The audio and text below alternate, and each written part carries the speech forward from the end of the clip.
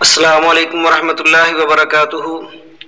نحمده ونصلی علی رسولہ الکریم اما بعد فاعوذ باللہ من الشیطان الرجیم بسم اللہ الرحمن الرحیم الم تر ان اللہ یولج اللیل فی النہار ویولج النہار فی اللیل وسخر الشمس والقمر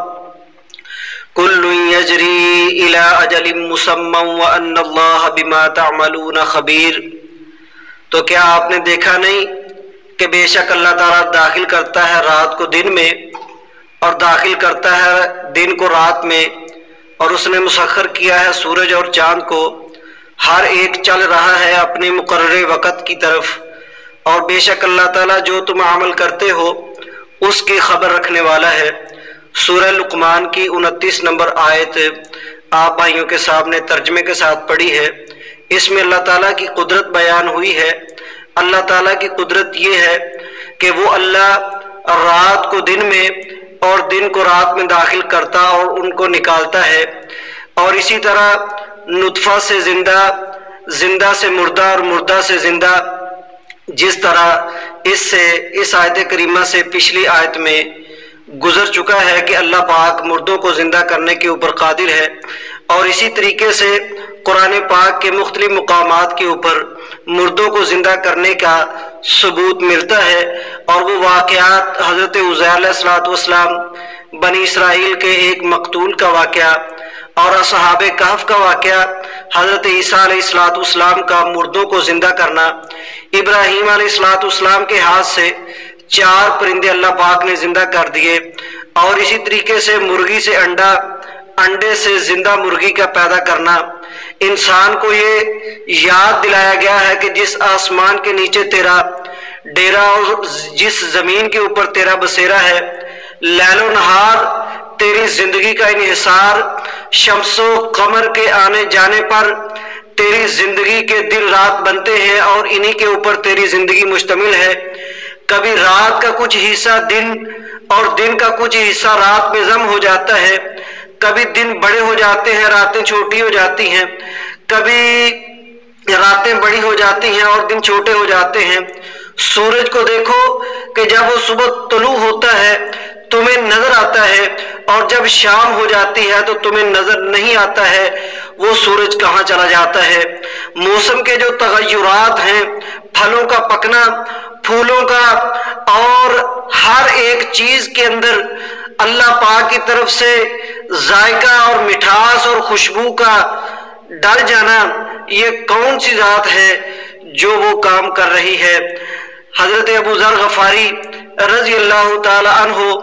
صحیح بخاری اور صحیح مسلم کے اندر یہ حدیث ہے، حضرت ابو ذر غفاری رضی اللہ تعالی عنہ سے نبی اکرم صلی اللہ علیہ وآلہ وسلم نے پوچھا کہ اے ابو ذر، کیا تم جانتے ہو کہ جب سورج غروب ہوتا ہے تو کہاں چلا جاتا ہے؟ تو حضرت ابو ذر کہنے لگے کہ اللہ اور اس کا رسول ہی بہتر جانتے ہیں۔ تو آپ صلی اللہ علیہ وآلہ وسلم نے ارشاد فرمایا، یہ سورج جب غروب ہوتا ہے اللہ کے عرش کے نیچے جا کے سجدہ ریز ہو جاتا ہے، اللہ رب العزت سے اجازت مانگتا ہے، اور قریب ہے کہ وہ دن آئے کہ جہاں سے یہ سورج طلوع ہوا تھا وہیں پر، جہاں پر یہ سورج غروب ہوا تھا وہیں سے وہ طلوع ہو جائے۔ جب وہاں سے طلوع ہو گیا تو قیامت قائم ہو جائے گی۔ اسی بات کو اللہ پاک نے 30واں پارہ سورہ تکویر کے اندر بھی بیان فرمایا ہے۔ اللہ رب العالمین فرماتے ہیں، اذا الشمس کورت واذا النجوم انکدرت، جب سورج کو لپیٹ لیا جائے گا، اور اس کے بعد باری آتی ہے چاند کی۔ چاند کے اوپر غور کرو کہ 15 راتیں غائب رہتا ہے، جب وہ نکلتا ہے تو باریک ہو کے اتنا باریک ہوتا ہے کہ نظر آنا مشکل ہوتا ہے، اور جب یہ 14ویں کا آب و تاب والا چاند ہوتا ہے اس وقت سے یہ ڈھلنا شروع ہو جاتا ہے، اور اچانک چند دنوں میں جلدی جلدی یہ چاند باریک ہو کے غائب ہو جاتا ہے۔ 15 دن 15 راتیں چاند نظر آتا ہے اور 15 راتیں چاند غائب رہتا ہے۔ اللہ تعالیٰ کی طرف سے ان دونوں کی، سورج اور چاند کی ڈیوٹی لگی ہوئی ہے اور یہ اپنی ڈیوٹی کو نبھا رہے ہیں۔ یہ اتنا بڑا کارخانہ کائنات اور اس کے اندر زمین سے کئی گنا بڑا سورج، اور یہ سورج بھی سائنسدانوں کی تحقیق کے مطابق اپنے سے بڑے سورج کے گرد اس طرح کے کئی سورج گھوم رہے ہیں، چاند ہے، ستارے سیارے اور کہکشائیں، یہ سارا کارخانہ کائنات محو گردش ہے۔ جس رب نے ان کو بنایا ہے وہ سارے کے سارے اپنے رب کے تابع ہیں، اور انسان کا حقیقی رب وہی ہے جس نے انسان کو پیدا کیا ہے، اور انسان جس اللہ نے تجھے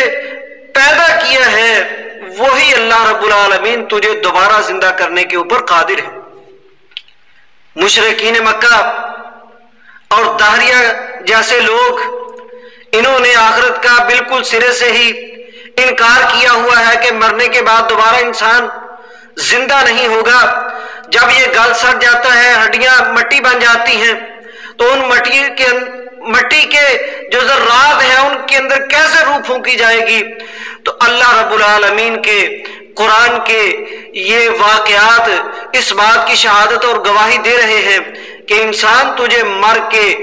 دوبارہ اللہ رب العالمین زندہ کر کے اپنے سامنے کھڑا کر لے گا۔ اللہ کے نبی صلی اللہ علیہ وسلم کے دور میں مشرکین مکہ اور ایران کے آتش پرست لوگ یہ بھی آخرت کے منکر تھے۔ تو اللہ تعالیٰ انسانوں کے عملوں سے، ان کے اعمال سے پوری طرح واقف ہے۔ اللہ تعالیٰ کی خبر کے اندر ہے کون کون ہے دنیا میں عمل کر رہا اللہ تعالیٰ کے لیے، کون شیطان کو راضی کر رہا ہے اور کون ہے جو شیطان کے پیچھے پڑا ہوا ہے۔ تو آخر میں بات یہ ہے کہ فَمَاذَا بَعْدَ الْحَقِّ إِلَّا الضَّلَالِ، حق کے بعد تو پھر یقیناً گمراہی ہی گمراہی ہے۔ جس انسان کے سامنے حق واضح ہو گیا اور اس نے قبول نہ کیا، سمجھ لو کہ وہ گمراہ ہو گیا اور آخرت میں تباہ و برباد ہو گیا۔ اللہ پاک عمل کی توفیق عطا فرمائے۔ جزاکم اللہ خیرا۔